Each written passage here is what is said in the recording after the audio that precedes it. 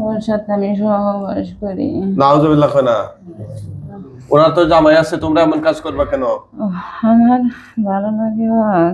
হ্যাঁ, ওরে আমার ভালো লাগে। তাই নাকি? তোমার বলতে কয়জনের ভালো ও লাগে? ওর স্বামী অনেক ভালোবাসছে আগে। ও আমাকে কিছুতেই পাত্তা দেয় নাই। আমি সবকিছু করি, অত ভেঙে কনে গো মানুষ। আরে বোঝা লাগবে তো। ওর সাথে আমি সহবাস করি। নাউজুবিল্লাহ কয় না। ওনার তো জামাই আছে, তোমরা এমন কাজ করবা কেন? আমার ভালো লাগে ওর। হ্যাঁ, ওরে আমার ভালো লাগে। তাই নাকি? 7 জন। 7 জন পুরুষ না মহিলা? পুরুষ। পুরুষ। হিন্দু না মুসলিম? একজন মুসলমান, 6 জন হিন্দু। আচ্ছা আচ্ছা, 7 জনই কি পুরুষ? হ্যাঁ। ভাই আপনার কোন জায়গাতে আসছেন? সিরাজগঞ্জ। এটা সিরাজগঞ্জ তো ঢাকা বিভাগে পড়ছে। রাজশাহী বিভাগ, সিরাজগঞ্জ। ওরে বাবা, এই কতদিন ধরে আছো ওনার সাথে? 20 বছর। 20 বছর। তোমাদেরকে যে আজকে আমি আটকাই যে, এটা কি টের পাইছো? এটা তো রশির বাঁধ বা শিকলের বাঁধ না, যে আস্তে আস্তে ফিসকা ফিসকা চলে যাবে। এটা হচ্ছে কোরআনের বাঁধ। যাওয়ার কোনো ক্ষমতা আসেনি তোমাদের? নাই। কেউ আসেনি তোমাদেরকে এমন ছুটায় নিতে পারবে? কথা বলো না। তোমরা এই মহিলাকে, এই ভদ্র মহিলাকে কতদিন ধরে কষ্ট দিচ্ছ? 20 বছর হলো আমি ওর হাত দিয়ে ওরে। 10 বছর গেছে ওর পিছে পিছে খালি ঘুরছি। কাছে আসবে দেয়নি কে। তারপরে অনেক চেষ্টা হয়ে ওর কাছে আইছি, তাও 5 বছর ও আমার কাছে যাবার দেয়নি কে। আচ্ছা আচ্ছা। আর 5 বছর আমি ওর কাছে গেছি, তাও ওর স্বামীকে কাছে যাবার নিয়ে দিছি। 3 বছর হইলো ওর স্বামীকে আমি কাছে যাবার দিই না। 3 বছর এই যে স্বামীর কাছে যাইবার দাও না কেন? আমার ভালো লাগে না।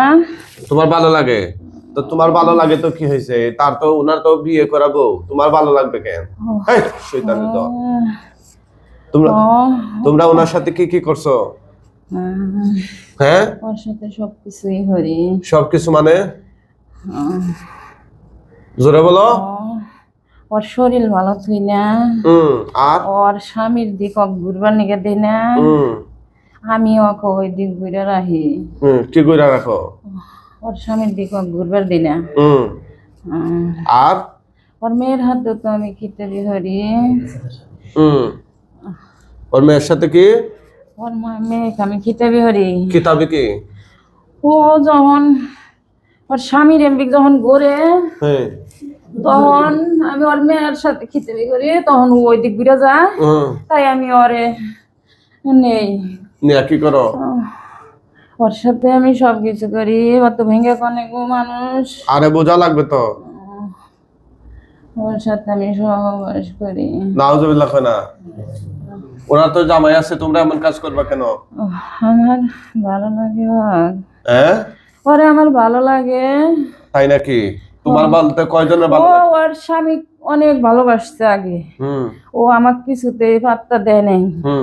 আমি অনেক চেষ্টা হয়ে ওর কাছে আইছি। এখনো তোমাদেরকে পাত্তা দেয় নাকি? মানে ও মহিলা তোমাদেরকে ভালোবাসা ফেলাইতে? হ্যাঁ, ও এখন আমার আয়ত্তে আইছে।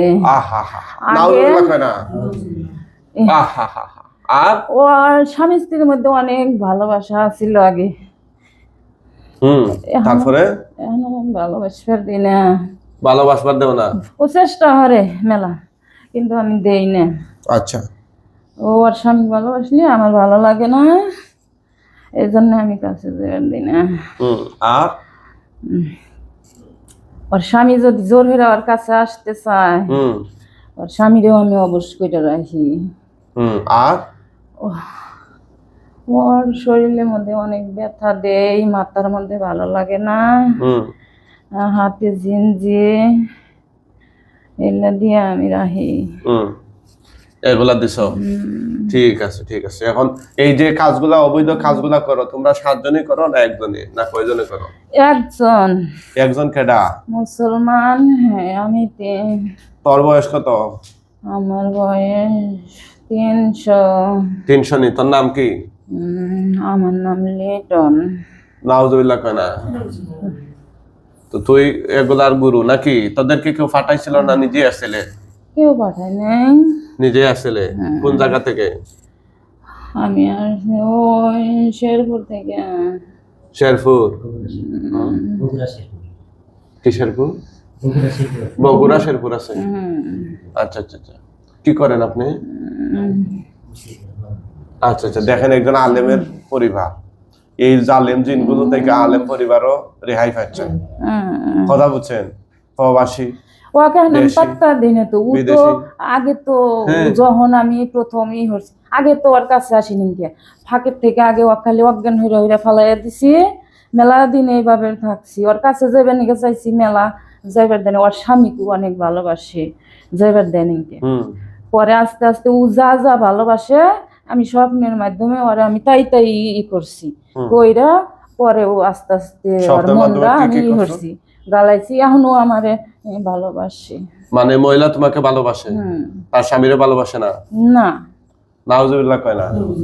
তোমারে মহিলা ভালোবাসবে কেন? তুমি তো শয়তান। আমি শয়তান না তো। তাইলে কি? আমি তো ও যা ভালোবাসে, যেটা পছন্দ হয় ও হুজুরি বেশি ভালোবাসে। আমি হুজুর সাইজাই ওর কাছে আসি, বড় মাওলানা মুক্তি সাইজা আসি। পরে আস্তে আস্তে ও আমার এখন ভালোবাসে। আচ্ছা আচ্ছা। মানে তোমার কইরা নিছো রে? বাবা, তুমি তো অনেক বড় সাধক। ও মেলা চেষ্টা করছে তো। মানে ও বলতে কি? কবিরাজ দেখাইছে। ও মহিলা ও নিজে কত যারা ওর স্বামী, ওর স্বামী। আচ্ছা আচ্ছা। মেলা যারা, ও তো জানে, ভালোই তো জানে, ও তো হুজুর। কিন্তু আগে আমার এই হরবার পাইছে, এখন আর আমারে। এখন তোমার ঘরে যে আমি আটকাই যে টের পাইছেন এগুলো? পাইছি, আর আগে থেকেই জানি। ও হান্নের ভিডিও দেখে। আচ্ছা আচ্ছা। মোবাইলে দেখেই তো এটাই হচ্ছে। মানে তোমরা আগে বুঝালাই যে তোমাদেরকে যে মাইরালাম? আসতে চাই নাই, পারে না। আচ্ছা আচ্ছা। এখন যে তোমাদেরকে মাইরালাইমো, মরার আগে কিছু বলবা? মরবার চাই না আমি। তুমি মরবার চাও না? আচ্ছা, তুমি যদি মইরা যাও, তোমার সাথের গুলা, তোমার ছেলা সামনটা যারা আছে ওরাও যদি মইরা যায়, তোমার সাঙ্গ ফাঙ্গ সহ, তাইলে এই মহিলার কি খারাপ লাগবে নি?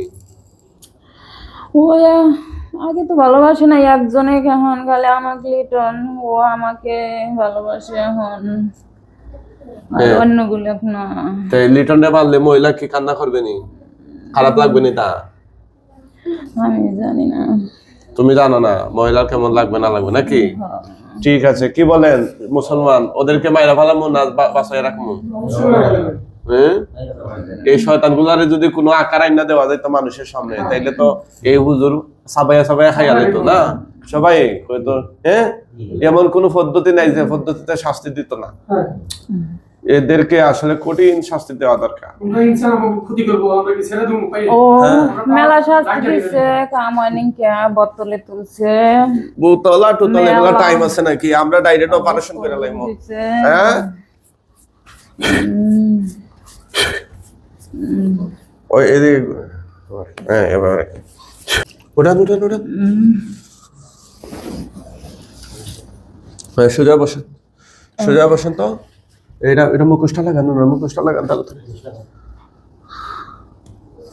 হ্যাঁ, ঠিক আছে, সোজা বসেন গো। মাই, কি নাম আপনার? এদিকে তাকান তো। আপনার নাম কি? মর্জিনা। মর্জিনা, আচ্ছা আচ্ছা। নাম তো চমৎকার নাম গো। চোখ বন্ধ করেন। হ্যাঁ, দেখেন চোখের সামনে শয়তান জিনের কয়টা গলা কাটা লাশ দেখা যাইতেছে। আল্লাহ সাহায্য করুন, এই শয়তান জিনগুলোর গলা কাটা লাশ তার চোখের সামনে নিয়ে আসুন।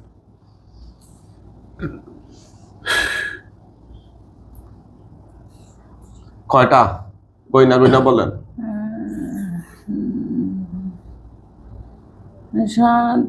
জোরে কয় না সুবহানাল্লাহ। তো দেন নিচের দিকে আগুন ধরে যাবে ইনশাআল্লাহ। জোরে দেন। আগুন ধরছে?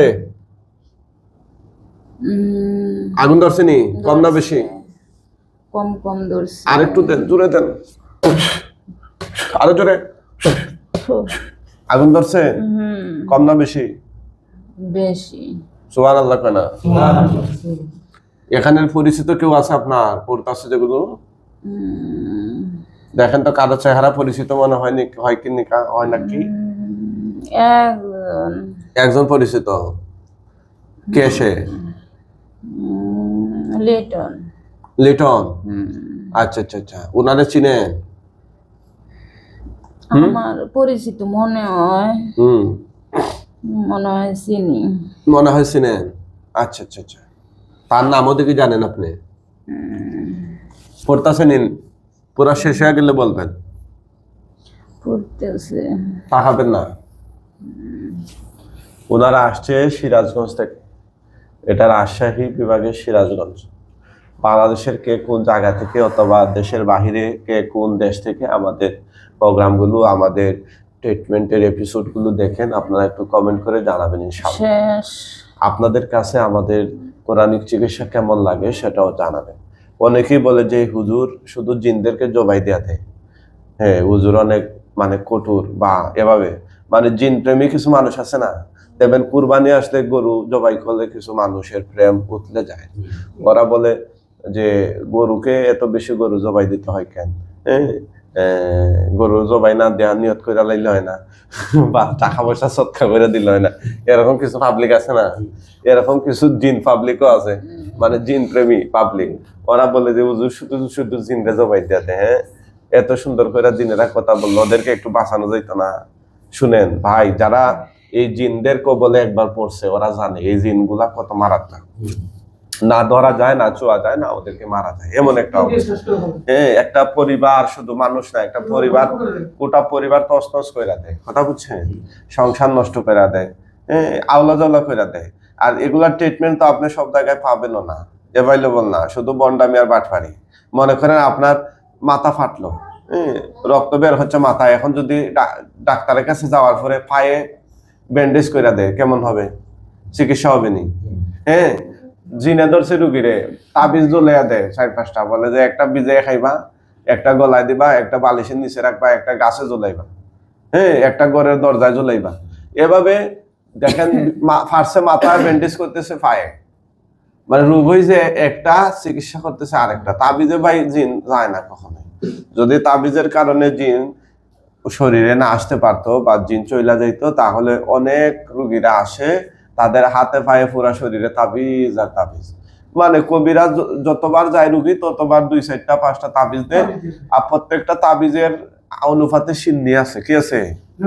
সিন্নি। বলে তাবিজ নিতে হইলে সিন্নি দিতে হয়, নাইলে তাবিজে কাজ করবে, তাবিজে কাজ করবে না। সিন্নি কি? গরু, মহিষ, ছাগল, উট, এগুলা হচ্ছে সিন্নি। নাউজুবিল্লাহ কয় না?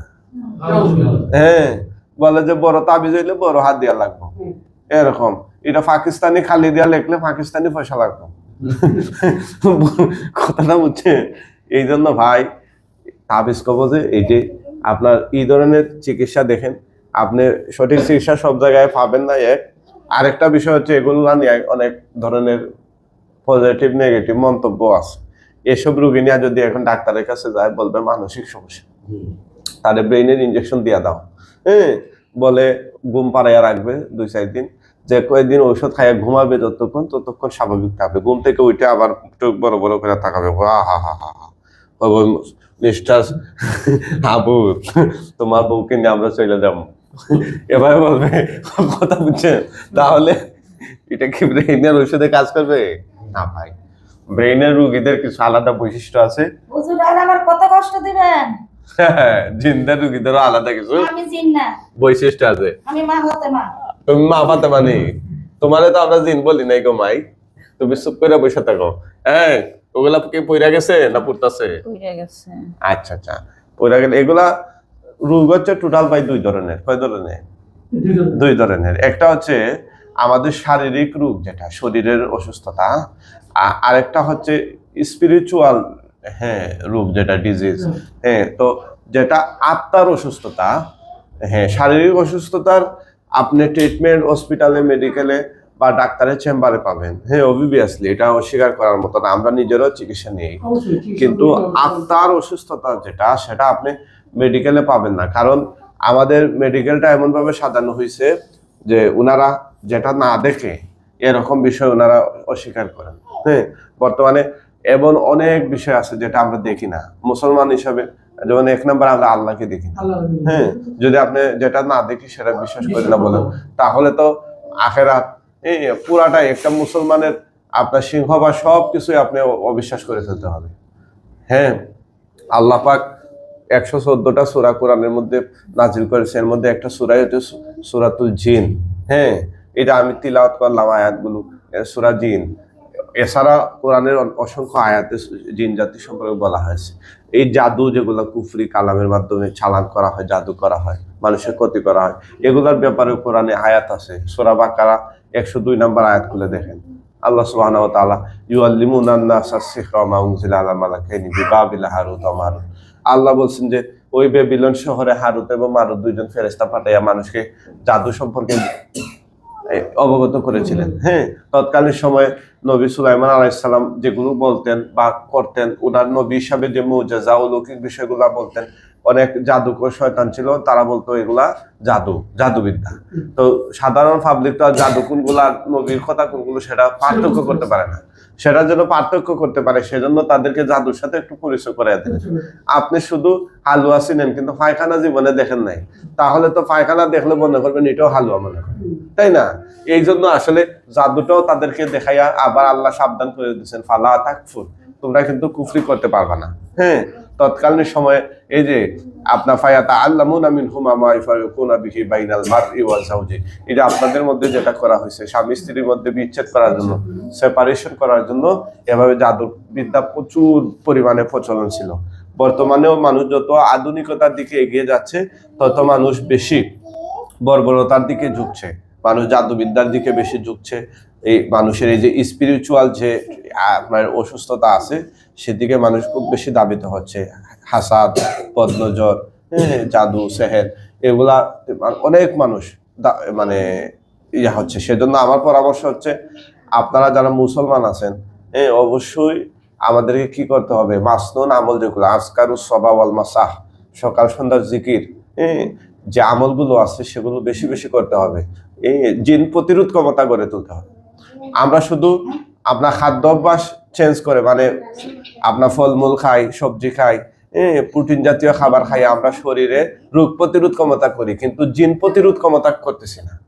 জিন প্রতিরোধ ক্ষমতা কি? যে কাজগুলা করলে শরীরে জিন ঢুকতে পারবে না, এই কাজগুলা মানুষ করতেছে না, যার কারণে বেশি বেশি মানুষ এফেক্টেড হচ্ছে। এই জন্য আমার দাওয়াত হচ্ছে সবার প্রতি, আপনারা বেশি বেশি করে আল্লাহ নবী সাল্লাল্লাহু আলাইহি ওয়াসাল্লামের শেখানো যে দোয়াগুলো আছে এগুলো করবেন। নবী সাল্লাল্লাহু আলাইহি ওয়াসাল্লামকে ওনার নিজেকেও জাদু করা হয়েছিল, তিনি 6 মাস অসুস্থ ছিলেন।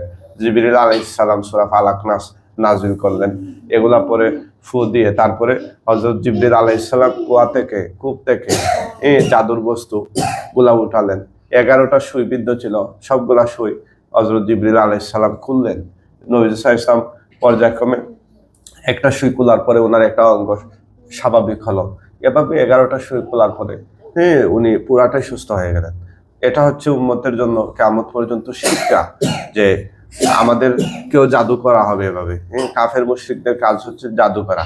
যারা মুসলমান ছদ্মবেশী আছে তারাও কিন্তু এই জাদুবিদ্যার সাথে অনেক জড়িত, অনেক কবিরাজ, তান্ত্রিক, ওরা প্রকাশ্যে মানুষকে এরকম কাজ করতেছে, বশীকরণ, বিচ্ছেদের জাদু সব বিভিন্ন ধরনের জাদু। ওদেরকে সামাজিকভাবে বয়কট করা উচিত। হ্যাঁ, ওদের বিরুদ্ধে গণপ্রতিরোধ গড়ে তোলা উচিত, আইনিভাবে ব্যবস্থা নেওয়া উচিত। এই সমস্ত কর্মকাণ্ডে অনেক মানুষ সর্বহারা হয়ে যাচ্ছে। এগুলা কি পুরা গেছে? ঠিক আছে, আমাদের কয়েকজন হুজুর আসবেন, জোরে সালাম দেন। মুআক্কেল হুজুরগণ আপনারা কোথায় আছেন? আল্লাহর হুকুমে ওনার চোখের সামনে হাজির হন। আসসালামু আলাইকুম। কয়জন আসছেন হুজুর? অনেকজন। হুজুর এই লাশগুলা দাফন কাফনের জন্য নিয়ে যান। ওরা মুসলমান হইলে খাটিয়া তুলে কাঁধে করে নিয়ে যান, মুসলিম হইলে বস্তা করে টেনে টেনে নিয়ে যান। হুজুর কেমনে কেমনে নিচ্ছে দেখেন। বস্তায় বলছে 6 জন, একটা খাটিয়া। সুবহানাল্লাহ কয় না? আগে যে কথাগুলা বলছে উনি জিনের সেন্সে বলছে, জিন যখন শরীরে আসে মানুষ বলতে পারে না। আর এখন যে কথাগুলো বলতেছে চোখের সামনে দেখে ওনার নিজের সেন্সে। কথাটাকে বোঝা গেছে? নিয়ে গেছে। তাকান, আপনি তাকান, এদিকে তাকান। আপনি এই শয়তান জিনগুলো থেকে মুক্ত। জোরে আলহামদুলিল্লাহ বলুন। আলহামদুলিল্লাহ। খুশি না বেজার? পরিমাণে কম না বেশি? বেশি। সবাই দোয়া করবেন এই রোগীর জন্য, আল্লাহ সুবহানাহু ওয়া তাআলা যেন তাকে স্থায়ীভাবে সুস্থতা দান করেন। তুমি বলুন আমিন।